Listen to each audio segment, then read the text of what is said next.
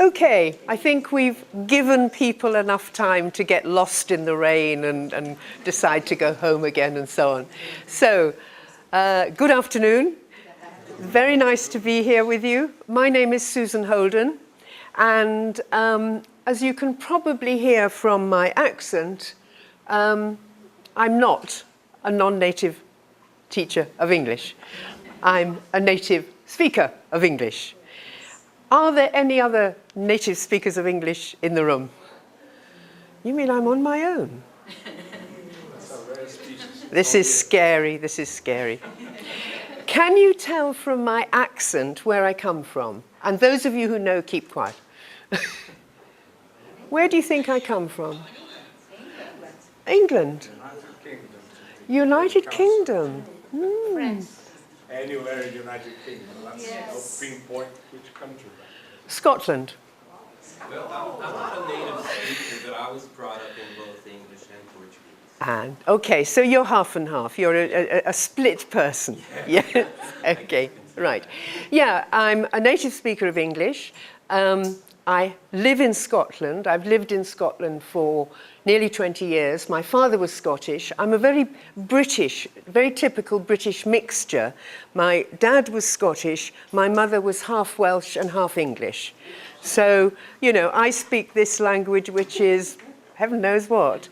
But what is relevant to what we're going to talk about is the fact that I was trained as a teacher quite a long time ago, a long time ago. I was trained as a teacher for drama and English in UK schools. So my training was not to teach English as a foreign language, my original training. It was to teach drama to kids in primary school, in secondary school in the UK. And in order to be qualified as a teacher for schools, then as now, we had to do things like child psychology, we had to go and observe a lot of classes, we had to go into schools and so on. So I came into language teaching from the starting point of being a teacher. And in a sense, the language came a bit later. The reason I'm telling you this is that quite a lot of what we're going to talk about this afternoon involves teacher training, discussion about teacher training. And I'm interested to know how many of you are involved in teacher training in some way, giving courses, giving lectures. Okay, I'm not going to give you a test, don't worry. Actually, it's awful in a talk when somebody asks you a question, you think, well, what's coming next? Okay, and can I presume that all the rest of you are teachers? Good, because actually we're all teachers. That's something that we've all got in common, whether we're native speakers or not native speakers of English. Now, the reason I've chosen this topic, there are really two reasons. One is that I started out life as a teacher. I decided I didn't want to work in UK schools after a time. I went to live in Italy. I retrained to be a teacher of English as a foreign language, then went into teacher training, then became editor of a teacher's magazine called Modern English Teacher. Has anybody here ever edited a magazine or a blog for teachers? What's your experience of doing it? Okay, yes. Very hard. It is, isn't it? Yeah. What's the hardest thing? I think getting to people to contribute.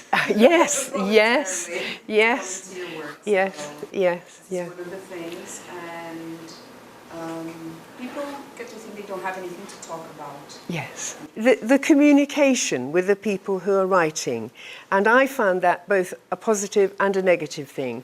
The positive thing for me, developing as an education person, was that when you edit something like the TESOL newsletter or Modern English Teacher, you're receiving ideas and content from a huge range of people.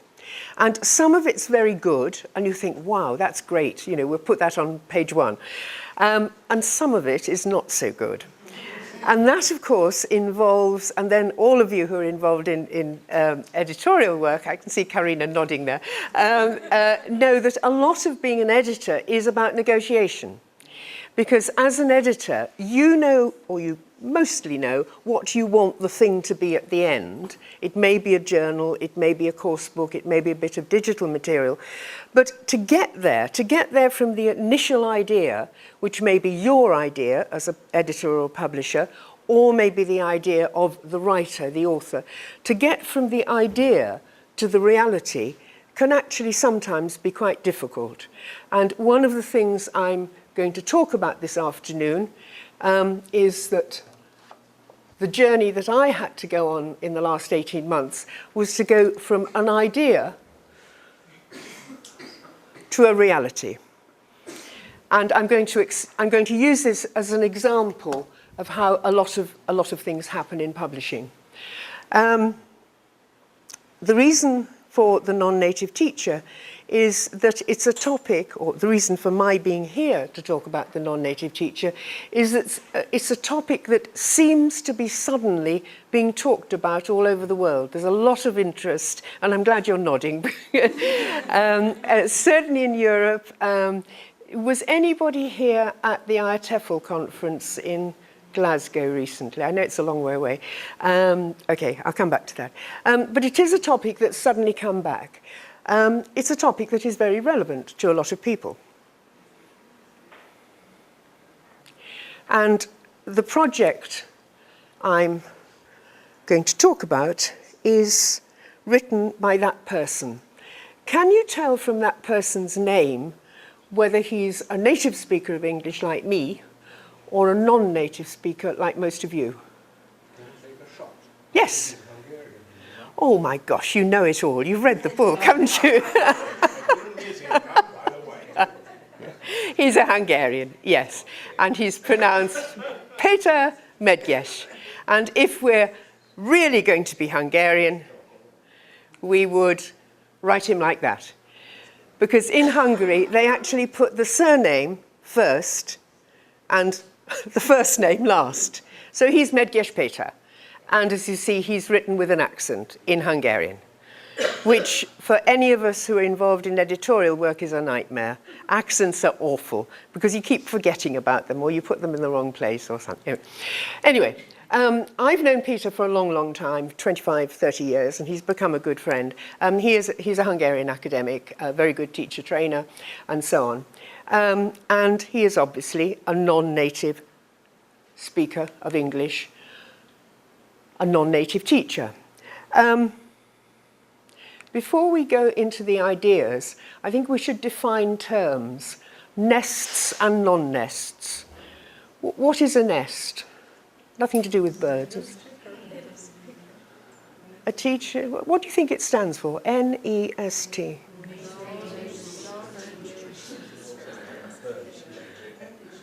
I can give you a clue that I'm a nest.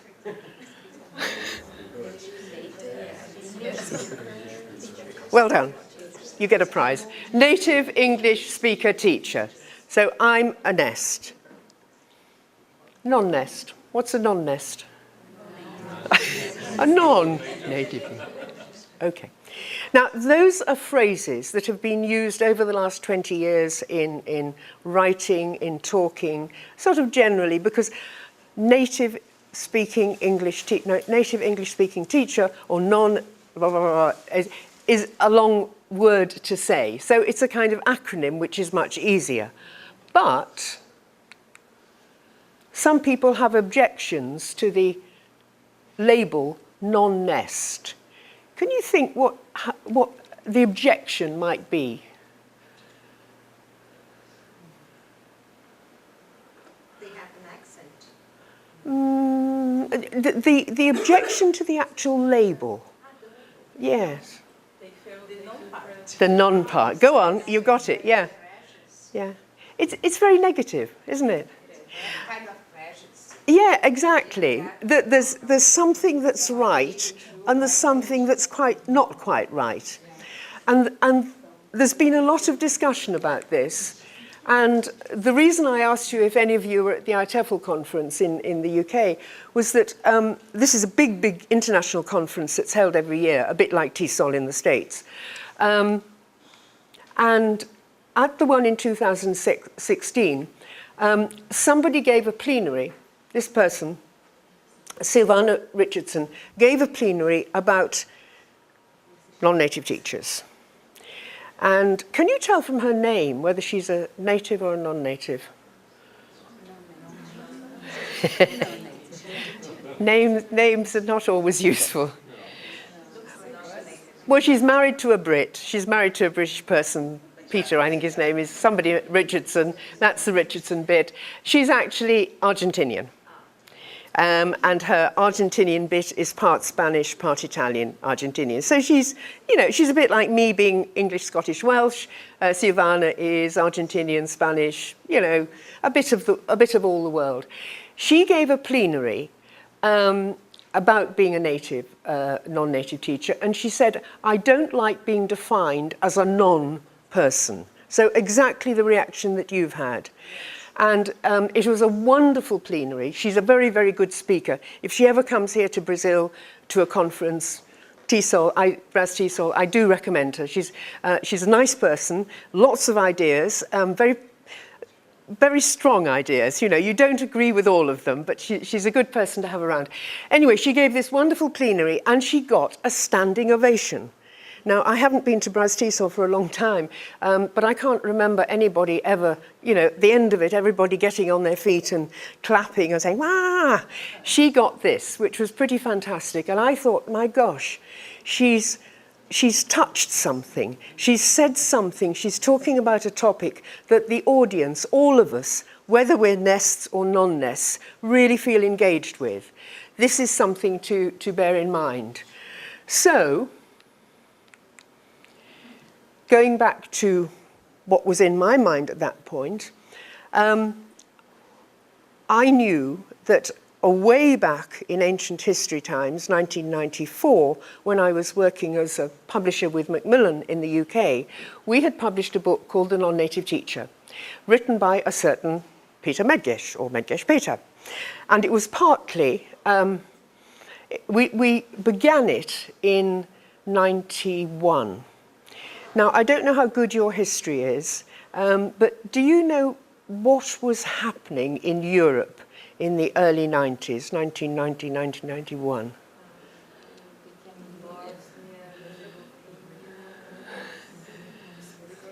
Something fell down, well, was pushed down. The Berlin Wall, yeah. There was a huge change in Europe in the early 90s, because until then, there was the communist East and there was the non-communist West. And apart from special people, there was not really any interaction between the two. People who lived in the East couldn't travel to the West. It was very difficult for those of us who lived in the West to travel to the East. And suddenly, in 91, the wall came down. Peter Medgesh is Hungarian. Peter then was a young middle-aged academic, and he suddenly felt this freedom of being able to travel. In fact, what he did was he got a job as a tour guide. You know, a very, very distinguished academic could be on your tour bus, and the first tour he told me he accompanied was to Newcastle in the northeast of England. Has anybody ever been to Newcastle? I should say Newcastle. Newcastle. They have a very specific accent and dialect there.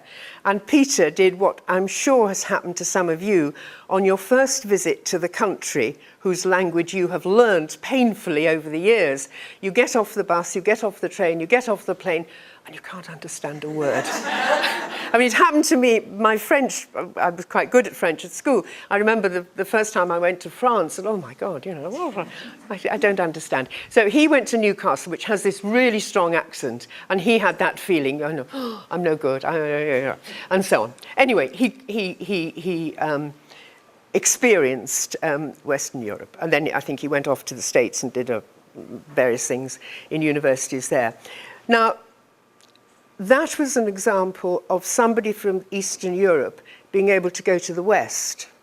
But actually, the same thing happened in reverse, because suddenly all these exotic places, exotic sounding places like Budapest, Prague, Bratislava, Warsaw, Moscow, Leningrad, then St. Petersburg, or was it? I can't remember which way around. These were accessible to people from the West. Can you guess, or do you know, what the effect was on teachers? People from the West can suddenly travel to the East, to places that they've read about, dreamt of visiting, never visited.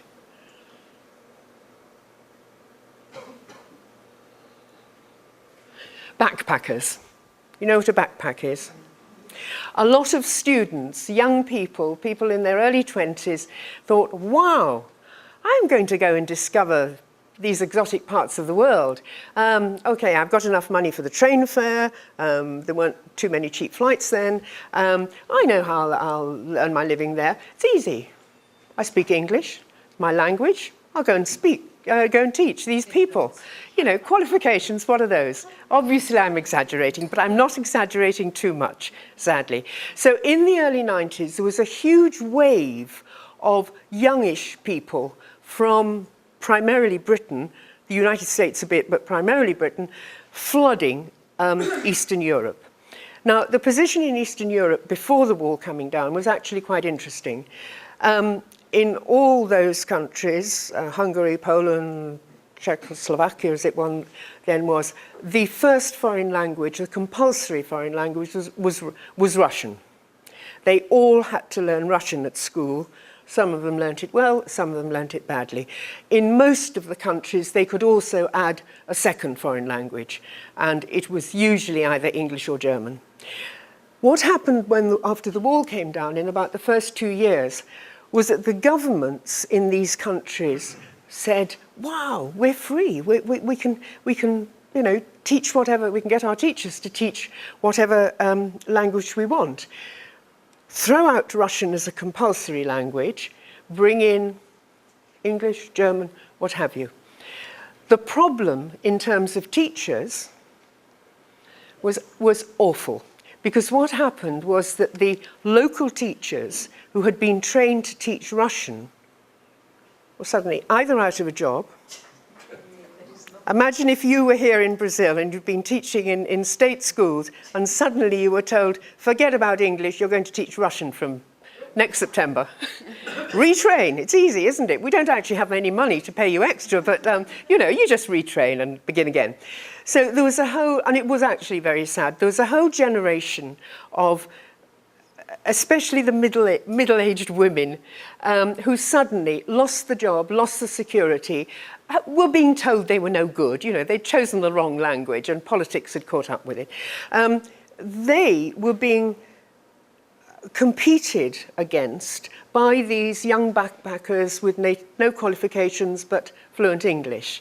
And it was a real problem. And Peter, who was very conscious of this happening in Hungary, said, we've got to do something about this. I'm not saying we don't need native English speakers. I'm not saying our teachers are wonderful, but we need both. And what is important is training and qualification. So he wrote a book called The Non-Native Teacher, which I published in Macmillan in 1994. And then a bit more history. Macmillan sold its list to big American publisher Prentice Hall, who said, ooh, those parts of the world, you don't want to get involved there, Susan. And they put the book out of print. About 5 years later, I was actually working a lot in publishing for that part of the world, and Max Huber, the German publisher, decided to bring out a new edition of the book, and then they lost interest in teaching English as opposed to German, so that edition went out of print. So that is sort of the history of publishing, or part history of publishing, as well as everything else. So I thought that the topic of the non-native teacher, teacher, was probably dead. And then I was here in Brazil, and those of you who know me know that I used to come here very, very often and loved it. And I've been very lucky, travelled around a lot, been at a lot of different types of schools, sometimes wearing a publisher hat and sometimes wearing an author hat. I was here 4 years ago, and I went into the British Council office here in Sao Paulo, And I was talking to Nina Coutinho, who was then the Director of English for the Council. And she said, oh, Susan, she knew I was interested in teacher education and so on. She said, you might be interested. We've just done a survey about teaching here in Brazil and teachers' attitudes to teaching in Brazil. You might be interested in it. So I said, yes, I would be. And she showed it to me, and I wish I had written down the question. But one of the questions was something like, who is the ideal teacher? And the answer, overwhelmingly, like 90%, was a native English speaker. Now, having spent a lot of time in Brazil, seen good teachers, bad teachers, state schools, primary, secondary, university, private language institutes, I have always been, and I'm not complimenting you here, but I have actually been very impressed over both the standard and the attitude of a lot, not all, but a lot of Brazilian teachers. I've always felt that you all take teaching very seriously and you're concerned about it, and there's a professionalism here which I certainly haven't found in all other countries. There in some, but not all. So I was really surprised about this. I thought, this is extraordinary. No, you've got very good teachers, and Nina couldn't explain it. So that was one thing that made me think we ought to revisit this. There's something wrong here. Then at the same time, there was a lot of discussion about something called ELF. Now, does that acronym mean anything? It's not little people with poke. Do you know what it stands for? Yeah, English as a lingua franca. Now, one of the weird things about English for a native speaker is the way it's become an international language. It's very useful that I can travel to a lot of different countries, and if I use English, there's a good chance that somebody in a hotel, at the airport, and so on, will understand more or less what I'm getting at. I may not understand what they say to me, but it works that way. English as an international language is useful, but, I think there's a big but. I remember going to a talk in, I think about 2005, sort of 10, 12 years ago, from an academic called Jennifer Jenkins, where she was saying, because English on the whole is used for communication between non-natives and non-natives, in other words, a Brazilian talking to a Japanese, an Italian negotiating with a Russian, whether the grammar is correct, whether the pronunciation is correct, whatever that is, doesn't really matter. The important thing is the communication. If somebody working in an office in Moscow can get on the phone and have a Skype call to a colleague in Sao Paulo using English, the fact that one is using Russian English and the other is using Brazilian English, providing they communicate, doesn't actually matter. And when I went to this, well, actually, I know, before I go on, I'll ask you that question. Does it matter? I think it does, Why? especially in grammar. I studied French. Yes, yeah, And the best teachers I've had Yeah. are Brazilians. yeah, Because they were very good in grammar, yeah. in opposition To the French, yeah, teachers. yeah. who Interesting. No grammar at all. Exactly, yeah, yeah. I think pronunciation is not that Uh-huh. important as grammar is. Yeah, okay, right. Prepositions are important. Uh-huh. Meaning is Yeah. important. Yeah, yeah, yeah. Any reaction to that? Agreements, disagreements? Have you heard of TIRF? T-I-R-F? Yes. I have, Okay. yes. Well, no. I'm a member of it, in fact. Okay. Well. Yes. Well, what they do is that they actually measure miscommunication Yes, between non-native Yes. speakers, and they actually quantify that into numbers. So yes, they say yes. if a Brazilian guy is negotiating with a Japanese Uh-huh. person and he makes a mistake Yep. in communication, this will cost the company $1 million. Right, yes. So I think, I agree that Uh-huh. communication is the ultimate goal, but on the other hand, we cannot actually let it just all go down like a simple misunderstanding of Yeah. sentences, Yeah. communication again. Yeah. I mean, I think there, Yeah. there are, again, both sides Yeah. to the Yeah. same Yeah. point. Yeah. Any other? I agree With both, yeah. Yeah. If you know grammar, you feel comfortable to communicate, you know that you are doing the right way. Even though if I talk slowly or quickly, Yeah. but you know grammar, so you go Yeah. in a class, you Yeah. communicate, you are Yeah. sure about that. Yeah. Well, when I first heard this, it was in the UK, so I was sitting in a sort of British atmosphere. And I think as Brits, we tend to be sort of quite pragmatic about things. We sort of say, well, you know, it's not quite right, but it's okay. I understood what you were saying, so I'm not going to correct you. Seems a bit rude to correct you. Anyway, when I heard this, my first reaction was, well, yes, up to a certain point, this is sort of quite common sense. There are more, it's the content and the communication is what's important, and whether the person has used the present perfect tense instead of the past simple or vice versa, who cares? But I then began to think, and I said I was originally trained as a teacher, I began to think, so how does this affect the teacher in the classroom? Now, I've lived in Italy, and I have actually taught Italian a bit. My Italian is pretty good, but I always have the odd doubt, especially about the use of the subjunctive. I'm not very good on the subjunctive tense. If you're teaching and your students make a mistake, do you feel constricted by ELF people to say the mistake doesn't matter?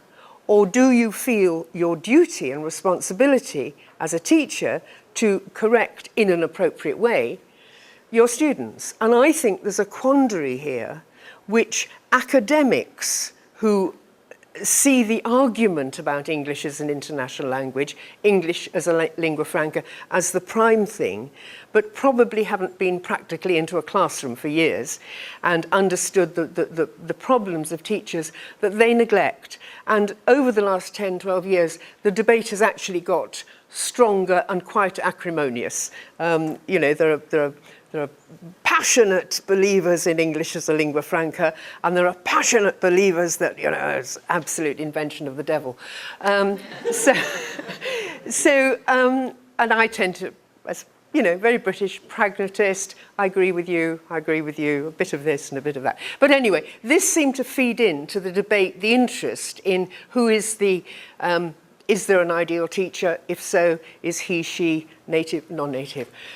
That happened. Then I've mentioned Silvana's plenary in 2016. There was obviously an interest from 1,000 people getting to their feet. And there also began in Europe to be a debate about the legality in ads for jobs, recruitment, of stating nationality.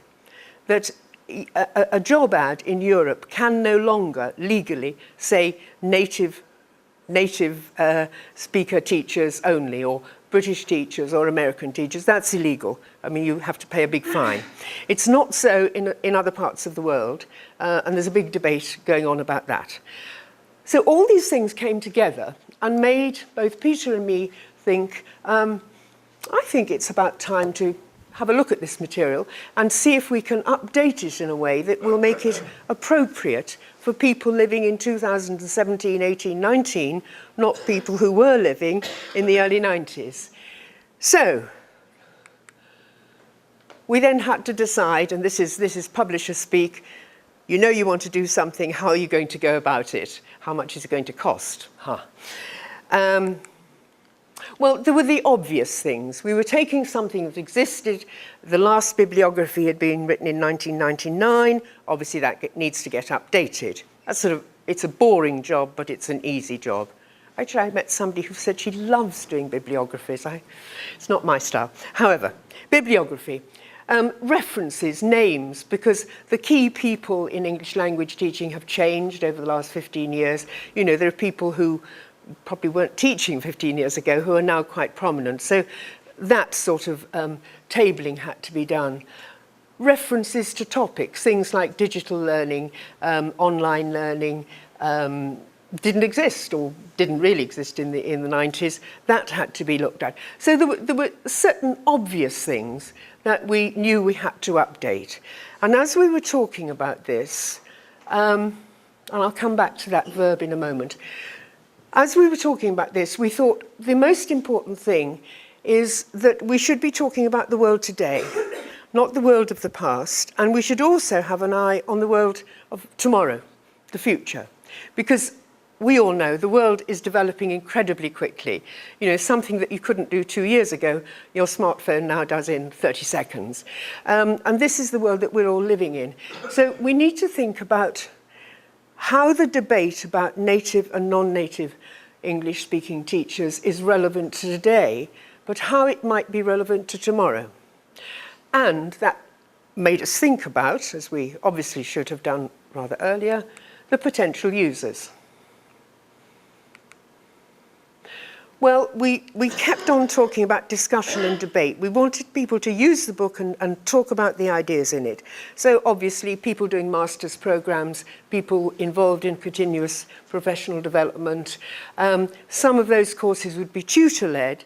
So if we could have some new material where the tutor could have discussion points to use with a group, you know, you choose one, you choose another, you choose another, talk for 5 minutes, report back, you know, the group work thing. Or some people might just use it for self-study. So again, it would be useful to have new material that would encourage a teacher to think about something, relate something to his or her own teaching context or experience, and hopefully feel better about it, especially if it was the kind of teacher who's a bit worried because, you know, she's conscious that her language skills are perhaps going down from, you know, lack of practice and so on. So we decided we needed new material. At that point, I did what most publishers do when they're about halfway through a project. They think, I'd better find out what other people think. I'd better get a second opinion. So what I did, because the ideas we had were to produce something that was not just a normal methodology book, a normal applied linguistics book. My idea was to talk to people who I trusted, people I knew well, and I defined it to Peter as people who would know me well enough to say, Susan, that's crazy. Don't do it. Because you don't want, when you ask, I don't know if you agree, Karina, but when you ask an opinion, you don't want somebody to be just polite to you. Because it's a, you want the truth. And you may not agree with them, but you want a real voice. Yeah, so this is what I did. So I went to the great and the good were, I mean, I've known Alan Maley for years, so he was one. Scott Thornbury was another. Oh, I was very careful that it was 50% NES, 50% non-NES. People teaching in different levels of schools and so on, and different contexts. And the two people I talked to in Brazil were Catarina Pontes and Vini Nobre from Cultura Inglesa here, whom I happen to have known for a long time. And I thought, I'm not sure that they were absolutely 100%, don't do that, Susan. We then had the confidence to make some decisions and go ahead. What I had to do, first of all, as a publisher, because I was wearing my publisher hat at this point, was do the costs. Because there's no point trying to do something and finding out it's too expensive, or that you produce it and the selling price is going to be so high that nobody can afford to buy it. You know, so I did all the maths side, and it sort of worked. We decided that what we would do is keep the original text, more or less, obvious bits of updating, but more or less, and that would be printed in black. And that we would add to it a lot of material printed in blue. Sounds a bit obvious, but you know, it was a great discovery. I think actually it really was the middle of the night once I woke up and I thought, black and blue, yeah, we'll do. Anyway, discussion points, further reading, focus points, personal context and experience leading to live discussion would all be in the margin in blue, and they would stand out. And as a reader, a user, a trainee or a tutor, you could select what was relevant to you and you think about it or discuss it. And the message was, the past is interesting and it's relevant to most of us. The present is what we know, but we've got to keep an eye on the future.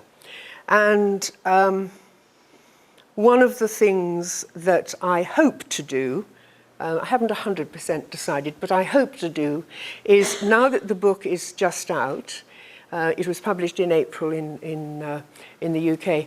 Now that it's out, I want the debate to be widened, and what I'm probably going to do in January is set up a website so that people who use it, or people who, I mean, I hope people will use it, but even people who don't have the good sense to buy it, people can actually feed in so that we can get the discussion going and going much more widely. So, you know, this is only part of a project.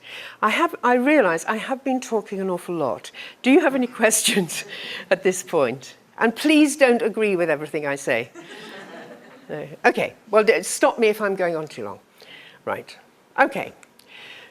So, we went back to think about nests and non-nests, respective strengths and weaknesses. I actually got some groups of trainee teachers in the UK who had examples of both people in the groups. I got them to think about strengths and weaknesses. Yeah, we're not doing badly on time. What do you think, from a teacher point of view, what is the strength of somebody like me teaching, a native speaker, and what are my weaknesses? If I were to come here to Brazil and say, you know, I'd like a job, please, what would a teaching job? If you were a backpacker, Yes, I'm not a backpacker. That's many years ago, my friend. it's exactly that. Yes. I had a student who he has just started having classes with me, and he said that in these few classes that we've had so far, Yeah. his former teacher, who is a native speaker, Yes. hasn't explained to him what I have. And of course, I myself need training. Yeah. I'm not Yes. Yes. a Ah. wonderful English speaker. Yes. But I could explain things to him that a native speaker wouldn't. Yes. Exactly. And then it's like the guy thought that he would just sit there and talk to him about whatever. Yes. And this would be a class. So I think that's the matter of responsibility. Yes. What you said, that you're amazed by what we Brazilians do. We are responsible. You are. Yes. Yes. Mm. And many years back, I wanted to have a school, and I tried to hire teachers. Mm-hmm. The native speakers Mm. were absolutely irresponsible. Yeah. Yeah. And the Brazilian ones Yeah. were very good. Yeah. Like What was Yeah. the age group? Yeah. What was the age group? of the teachers or of the students. Teachers. Whoever would apply, I just posted an ad, and it was incredible. Mm. We were not responsible. There is one thing, they are native speakers, period. Uh-huh. They are not trained, they are not Yeah. teachers. Yeah. If they were trained, Yeah. they would have this background, Uh-huh. and they would be trying to learn about the students' language so that they could help. Yeah. And they don't have this background, because they are Yeah. just native speakers, period. Yeah. Because I wouldn't be able to be teaching, I speak three languages, and my native language was not Uh-huh. English, Portuguese. Uh-huh. I was a monolingual speaker of Japanese up to the age of 5. Mm. I acquired the language. Mm. Then I learned the language because at the age of 10, I went to a Japanese language school to learn about the language. But only when I was 35 years old, when I studied linguistics, I realized, I became aware that Japanese structure was totally different from Portuguese. But because I acquired the language, it wasn't a problem. I could switch from Japanese to Portuguese without any problem. The same thing I can do from Japanese to English without any problem. But the structure is totally different. And I'm aware of this. If a native speaker is trained and has this basic knowledge of quote-unquote linguistics, he or she would be capable of helping the student. But just because the person is a native speaker doesn't qualify the person to teach the language. And this is the big problem. Mm-hmm.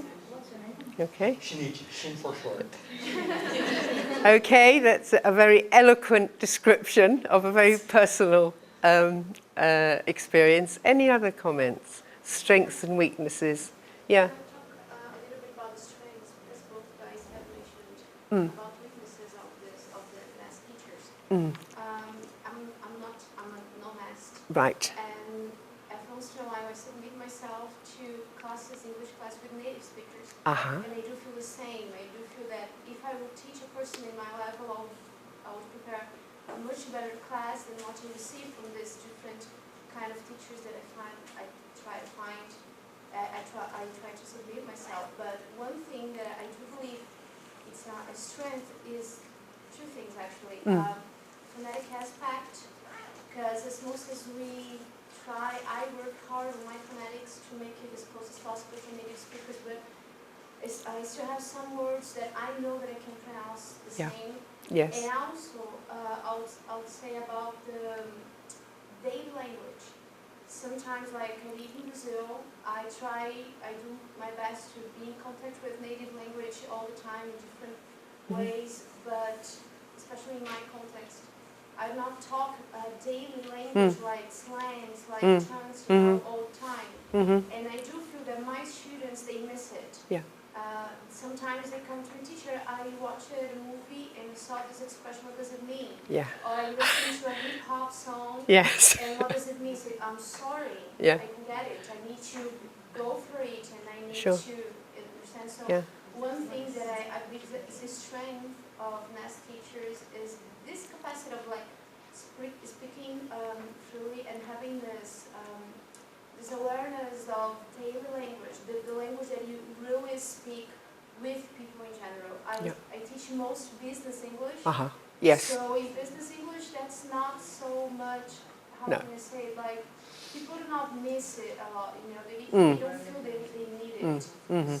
But other students, especially the youngsters, in which they are not in contact with business all the time, they do miss Yes. like this because of movies. Yes. And street English, very idiomatic English, which is partly generational. I don't understand street English. Well, I do some. Yeah, vocabulary. Vocabulary, yes, usage, phrasing. So, I mean, what's come out, I'm just slightly conscious of time, so I'm going to move on slightly. There are strengths and there are weaknesses. As a nest, you have an instinctive knowledge of that language, but actually that doesn't always help you in the classroom because you don't know, you can't understand the problems that your students have because you haven't started at the same place as them, and you sometimes can't explain why a particular verb tense or a particular bit of pronunciation is better than another. Okay, and we can do the same very quickly with non-nests. What are your strengths and your weaknesses? Yes, one of the strengths is that you can anticipate the mistakes. Yes, yes, When you compare both languages, yes, yes, it's going to be a problem. yeah. I mean, I think probably any of us who have taught for several years, you know when you come to a particular unit in the course book or a particular bit of grammar, they're all going to make the same mistakes that their mothers were making 20 years earlier. There are some intrinsic things in any language that are a problem for people who come from another language, because I mentioned the use of the subjunctive in Italian, because we don't really use it in English. So the strength, the huge strength that you have is you come from the same starting point as your students. You've gone along, you've faced the same problems, and therefore you can anticipate the problems that they're probably going to have. And you know when you're going to have to add a lot more explanation or extra practice to what's there in the course book, which I, as a non-native, don't have instinctively. Any other strengths you've got? We study more. Yeah? We study more. You're serious about it. Because I mean, it's like when I taught Italian, I knew that I really had to study to keep ahead of my students. And I think you take your attitude, not all of you, but most people take the attitude to the language much more seriously. And are concerned about why it works in the way it does and how you can explain it. And the other side of that, of course, is the weakness. What is the weakness for you, if there are any? She mentioned that. Yeah. Lack of self-confidence, I think. The awful feeling, I mean, I keep coming back to myself in Italian, that awful moment of doubt when you're teaching in the classroom and a student says something, or there's something on the audio or something on the interactive whiteboard, and you think, is that right? Is that really English now? Or you know, and that sort of lack of self-confidence and self-doubt, I think, you know, most of us have, if we're honest, when we think of ourselves in being the other kind of person.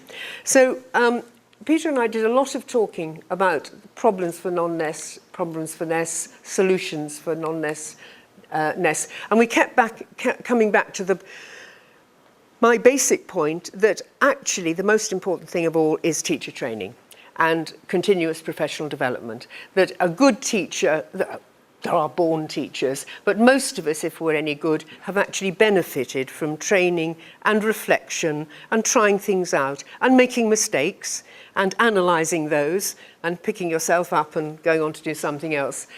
And I think people who run teacher training courses need to think very carefully about what the focus of the course is.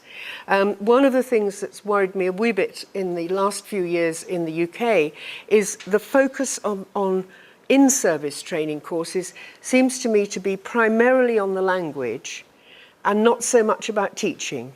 That teaching is about communication, empathy, you know, the thing you've all done of watching your students' faces when you're teaching something, and you know from the faces and the body language who's understood, who's bored, who's thinking about something else, and who's actually got it.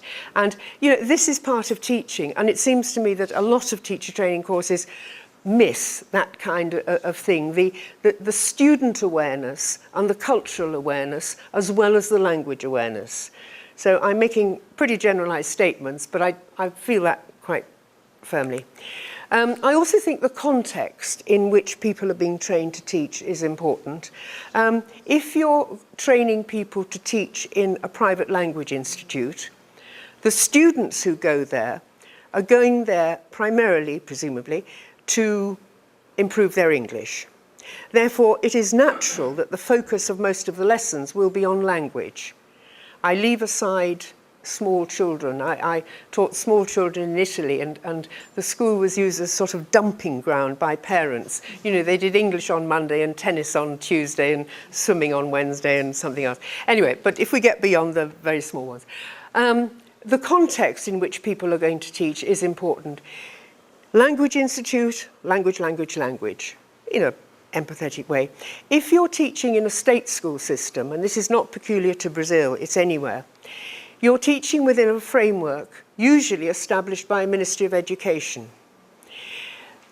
Usually, and I'm not being rude about Brazil because it applies to most countries, a lot of those regulations are quite out of date in terms of the way language is used. I mean, I'm sure ELF doesn't appear in ministry syllabuses.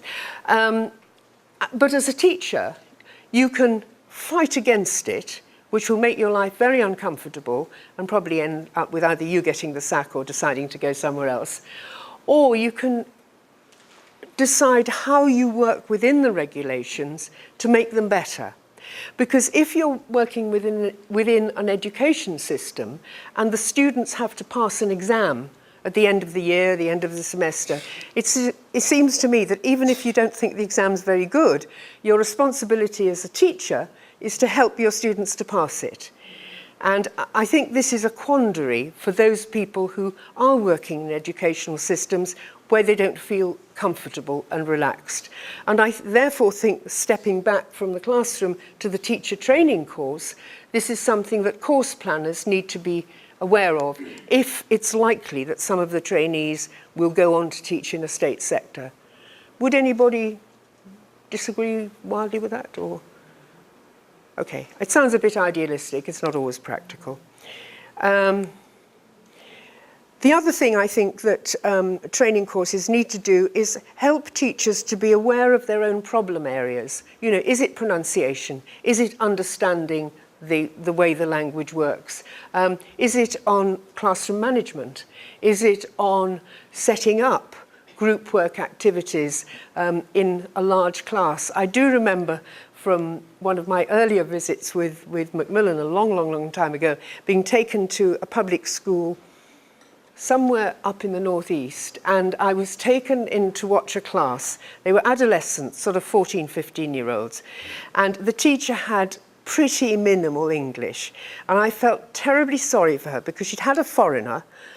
You know, I hate having people watching me when I'm teaching, but you know, she'd got this person observing, somebody she'd not met before, and I think somebody had told her that group work was a good thing.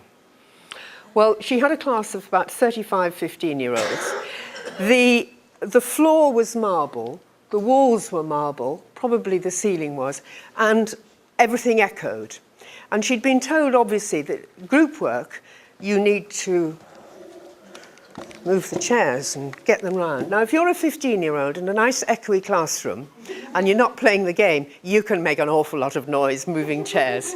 And my God, those people did. And I felt terribly sorry for her, and I hope I was nice and understanding afterwards. But she had not been trained to use a particular teaching methodology, technique, call it what you like, in a particular context. Now, that was a very extreme one, but I think a lot of us have been in situations where we think, I get it using these things. I told Eleanor that I use an Apple Macintosh at home, and Macintoshes are easy to use. I cannot use a PC mouse. I hate them because they operate in a different way. And now that's a little technical thing, but actually if you're doing a talk, this one's good, but I used one this morning which was horrible. Okay, so training should focus on problem areas and also encourage teachers, I think, to find out how to help themselves, be aware of their weaknesses, our weaknesses, and go in for self-help. So, I've talked a lot. I think it's about time you heard a bit of Hungarian English as opposed to British English. Now, if the Eleanor, don't go away. Oh, okay. I thought you'd abandoning me. She knows me too well. What we have here is a 10-minute video from Peter Medgesh talking. I've taken some of his ideas, we agree on quite a lot of them, and he's talking about the topic from his point of view as a Hungarian non-nest. The video. Yeah, yes, the video.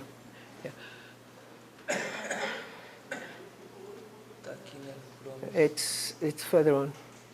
Okay, that's it. Yep, that's it. It's 10 minutes, no more. So. Let the lights off. Yes. Yeah. My name is Peter Medgesh, and I'm a non-native English-speaking teacher and teacher trainer from Hungary, and I'm speaking from Budapest at the moment. The aim of this short presentation is to introduce the third edition of my book, The Non-Native Teacher, and this is the third edition, which means that there must have been a first and a second edition too. The first edition came out in 1994 by Macmillan, and I won in 1995 the Duke of Edinburgh Book Prize for the best methodology book. The second edition came 5 years later. It was published in 1999 by Huber Verlag, the German publisher. Unfortunately, both the first and the second editions went out of print a few years after they'd been published. Now the question arises, why write the third edition? Well, there are several reasons for this. One of them is that colleagues have been asking for this book, and it was very difficult to find the book.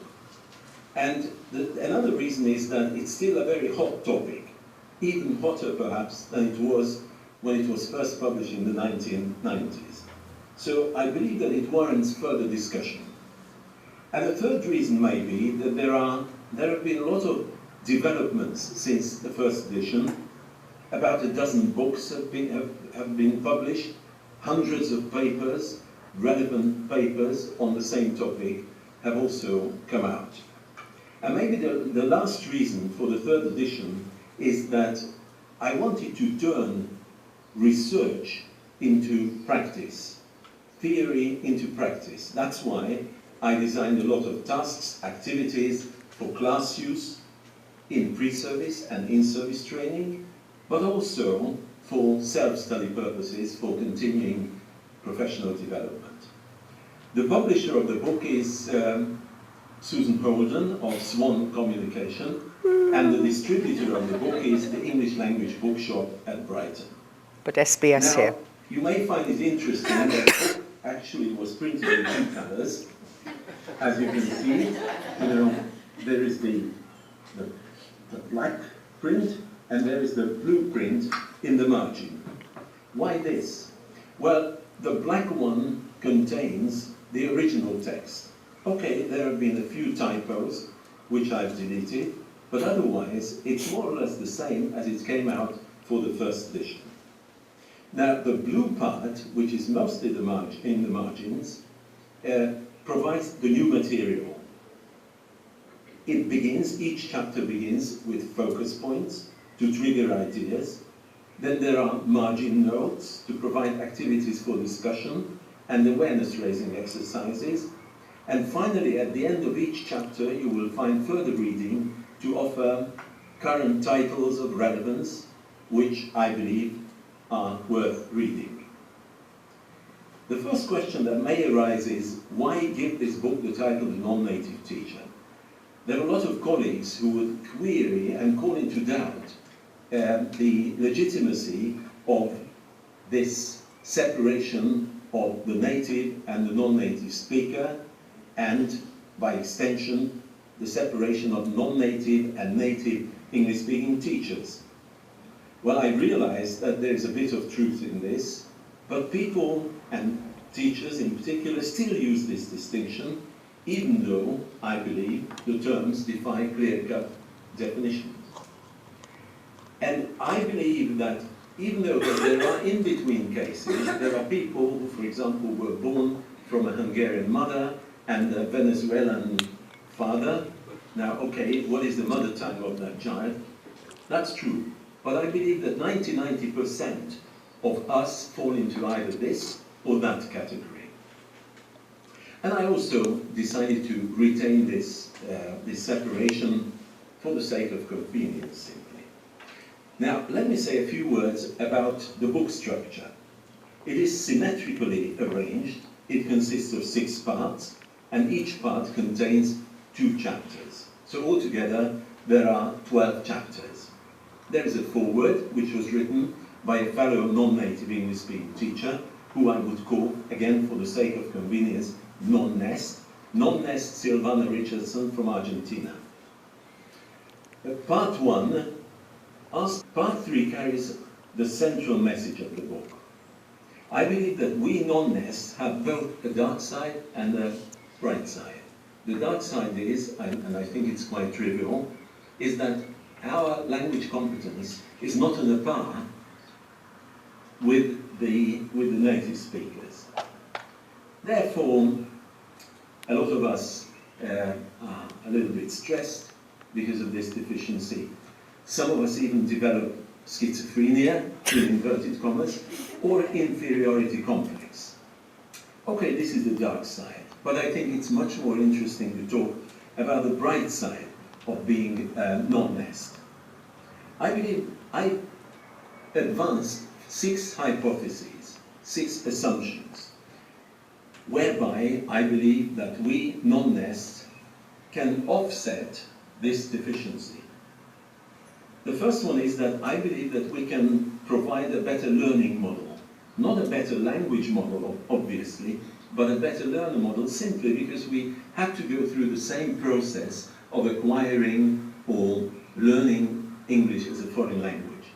My second assumption is that we can teach language learning strategies more effectively than our native peers. Thirdly, we can provide, I suppose, a lot more information about the English language because we know what the difficulties of the English language are. Fourthly, we can better anticipate language deficiencies, language difficulties that the learners have to grapple with. Therefore, we can also prevent errors, perhaps more effectively than our native colleagues.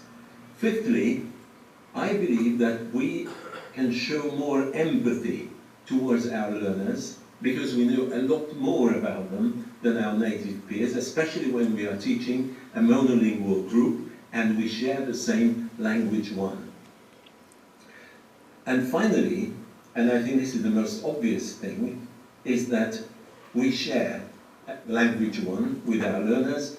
So if the worst comes to the worst, we can translate the English word for our learners to understand into our shared mother tongue. So this was part 3. Part 4 clinches the debate, if I may use this term.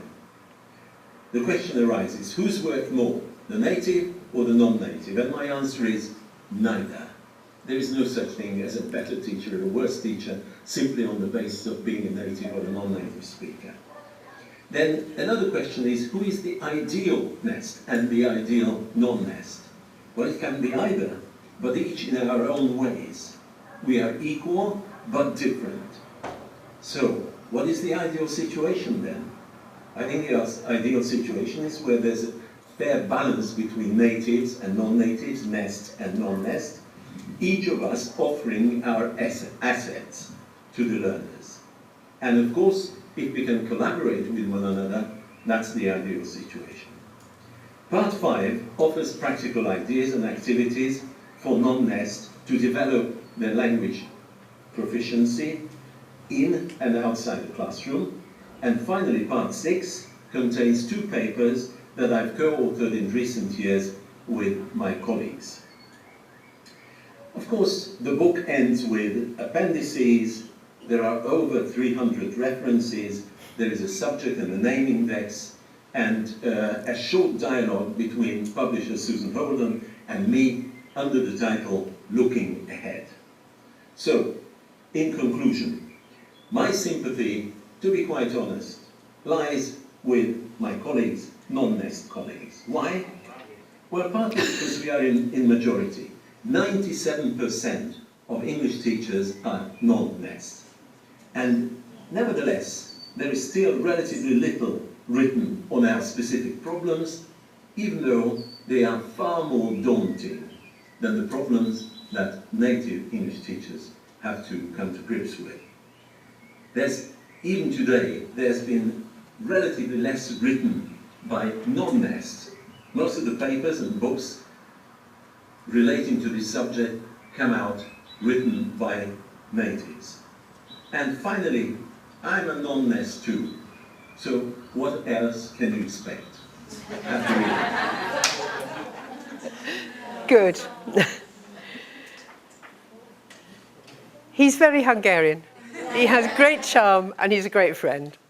Was there anything that surprised you, that you disagree with, that he said? Yeah. Well, to me, there is a bigger question there. Yeah, What is the future of the English teacher?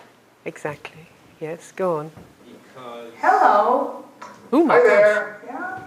Welcome back. We are back on track with some novelties on the menu. And We're being spied on. that Larry discussed. The difference between you and me. Oh, yeah, that's a terrible, yeah, awful. Ooh, get rid of it. Ooh, out. We'll go back to this. Okay, yeah. Yeah, go on and I'll just move on with. youngsters nowadays, I think, Yes. are more concerned with the English as a lingua franca. Yeah, I don't know if in the future neither do I. they Yeah. will care Yeah. about grammar, Sure. prepositions, And the problem, I absolutely agree with you, because if the pressure from the learners, the adolescent learners and younger teachers, am I insulting you all there, is to have street English, lingua franca, you know, it doesn't much matter, blah, blah, blah, because if something comes through on the internet and I understand it, if I post on a blog, nobody's going to send it back with corrections. If that becomes the demand from the students, then how can the teacher equate that with the Ministry of Education or the Cambridge Exam Syndicate, who are saying, to pass this exam, you've got to get this right, that right, that right. And that, I think, is one of the big unanswered questions of our time. And looking ahead is one of the reasons why I think having a website to discuss all this would be good. Because, you know, there's not a right or wrong answer, but I think you're absolutely right, we need to be aware of it. I just want to, the last 10 minutes, just sort of looking ahead to the future. Peter mentioned that we had a debate, a discussion. What I did towards we'd got to second proofs, so things were still changeable, but not too much. I went to Budapest because one of the things I've always felt as an editor, come back to what you were saying about your newsletter, sometimes there are tricky things that it's much easier to discuss with somebody face to face, whereas an email, you know, they're very useful, but they can be misinterpreted and so on. So maybe I made this a bit of an excuse to keep going to Budapest, and Peter came to Scotland quite often because he was doing some lectures. And we thought it might be a good idea to sit down, have a conversation, me a nest, him a non-nest. I mean, we sort of knew what each other thought, to record it, and then to edit it down a little bit, because actually, you know what happens when you're having a conversation. I mean, I suspect I was much less grammatically correct than he was, and there were lots of ums and ers and nonsenses and so on. So it is edited down slightly. But we printed it on, I think, 3 pages at the end of the book as the views of a nest and the views of a non-nest. And I used this about a month ago with a group of teachers in the UK who'd come from Central Europe. And I asked them to read it and then to have a similar conversation themselves, because there were some native English speakers around. And so I used that as a stimulus for a discussion about, you know, what you really think, you as a person. So that's there, hopefully to stimulate discussion. And I'm the brown person and Peter's the blue one. Okay. The political angle. I was at a conference in Spain in March where both Peter and Silvana Richardson were plenary speakers, and there was a lot of discussion about employment.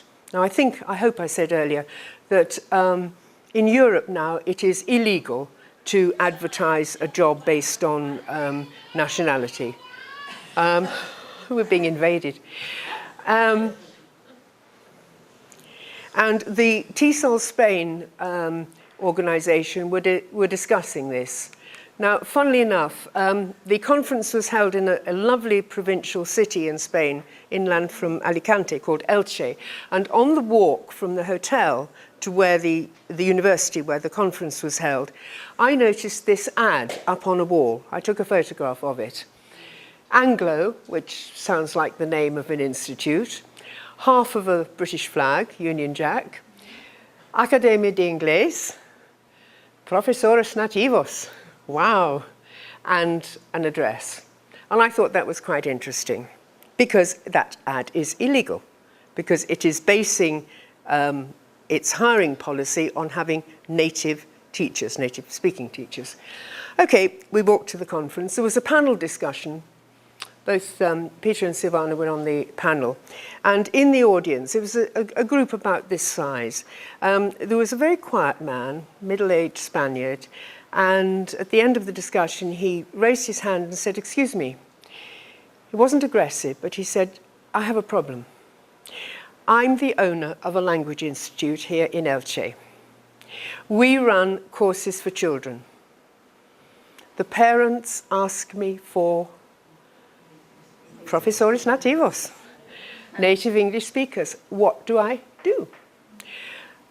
I run a language school here in Elche. There is a lot of company work, company training. Training managers say they want native English speakers. They sometimes specify they want British English or American English or Australian English or heaven knows what kind of English. What do I do?" And this brought home to me the fact that the debate is not that simple. It's a bit like the question you raised about the future. It's not black or white. It's grey. And I think what all of us need to do, and one of the things I want to open it up, is we're going to have to educate parents. We're going to have to educate training managers that the key thing about finding a good teacher is not their accent. Well, as long as it's intelligible. It's not what passport they have, but it's their training, their empathy, their suitability. I mean, you know very well, there are some people who are very good at teaching children who would be a disaster teaching adults and vice versa. So there are different types, ways of being a good teacher. And I think generally if, you know, through teachers' organisations and newsletters and so on, this can be more discussed. It'll take a long time and it won't always work, but it seems to me that's a direction we should be going in. And in order to help this, TESOL Spain and in fact TESOL France, I was told rather crossly by the president of TESOL France, they have statements against discrimination as part of their charters. And so what I did was I took the TESOL Spain one with their permission, and we've printed this at the end of the book, again, to stimulate debate, encourage other teachers' associations to think about it. Does anybody know this website, TEFL Equity Advocates? How could you sum up its content? What do you think it's? It advocates for equality, Yeah. not only in the native, non-native, Yes. but gender. Yes, absolutely. Yeah. Equality in the EFL. Yeah, generally. Yeah. Yeah. If that sort of side of the debate interests you, it's worth going to have a look at that. It was set up by a Polish teacher, Marek. I have an awful blockage about his second name, Marek somebody or other, beginning with K, who works in Belgium. Very well qualified teacher, has worked in quite a lot of experience, and he told me that when he was trying to get a job in Belgium, he found it very difficult because he wasn't a native speaker of English. His English is very good. I mean, it is Polish English, it's not British English, but it's very good. Also, when he finally got a job, he discovered he was being paid less than the native English colleagues. And so Marek is a person of crusades. Marek is not a grey person, he is a black or white person. So he set up this website, and if you're interested in this area, it's well worth having a look at it. There's a blog, people post on it, so you get views from lots of different countries, people working in different contexts, and it's stimulating. We've put Medgesh's little video on the website. I've written something on it as well, because I think, you know, the more people are aware of each other, even if you don't always agree with them. So that's worth looking at. And I think I will stop there because Peter himself described the kind of questions, discussion points that we put in the blue margins. And I know that in the room over there actually are copies of books, so you can look for yourself. And I've got one there. So I will just zoom on through this. Right, that's me, that's my email, and please, if you've got any questions, comments, you know, things that come to you in the middle of the night or tomorrow morning, it's swan227@btinternet.com. Send them. I'm quite good at responding. I mean, I do always respond, but there's sometimes if I'm traveling sort of 24 hours. And, you know, I think the great thing would be to keep the discussion going. Any questions before we finally wind up? I'm going to interrupt for a minute. Eleanor, yes. Keep on asking questions because we still need 5 minutes to set up the Well, I can go. Feel comfortable to ask the question. Come on, my friend.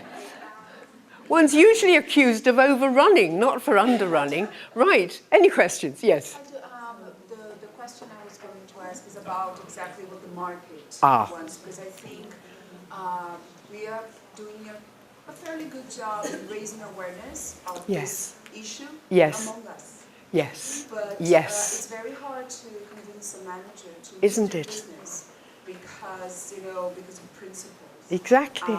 It does, you know, and try to convince parents that they have their mindset that a native speaker is better. So do you have, since you have, I don't know, you've been in touch with people from other countries. Yes. Do you have any suggestions people can do, how people can do that? Because They,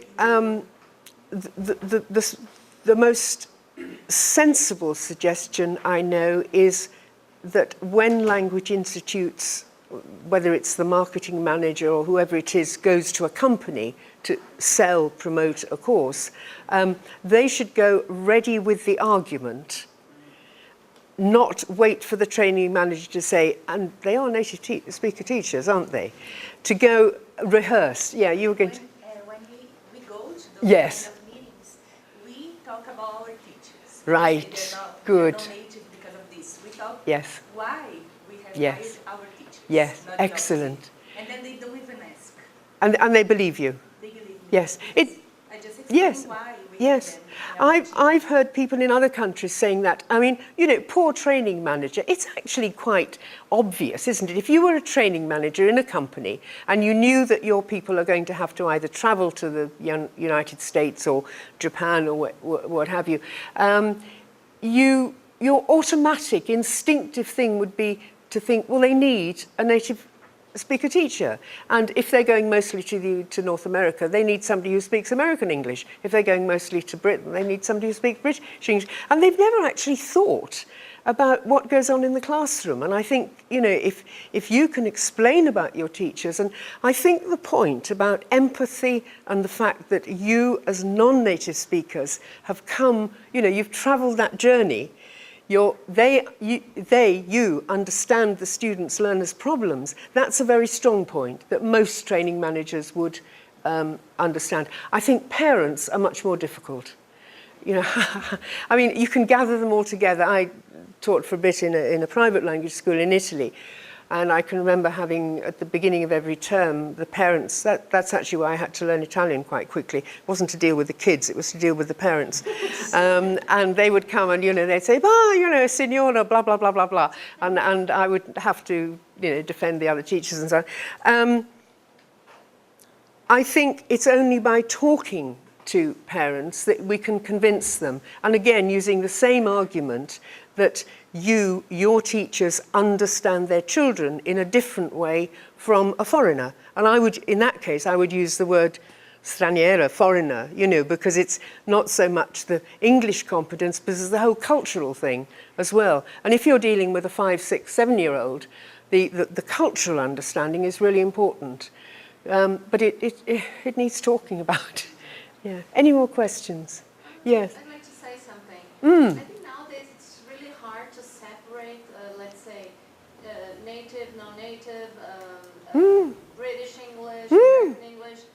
People still ask, do you teach American English, Yes. British English as Yes. well? How about Australia? Yeah. And all other countries that Yes. they, you know, they have English as an official language? Exactly. Indian English is an It's example. so hard, and even the accent. If you get a native speaker, for example, my husband is Argentinian, and I notice when he speaks Spanish here, it's one Spanish. When he speaks Spanish there, it's different. Yes. All those expressions, Yes. slangs, they come up when he's Yeah. there. Yeah. When he's here, Uh-huh. it's more like as he teaches, you know. Yes. It's more like it's called, you know.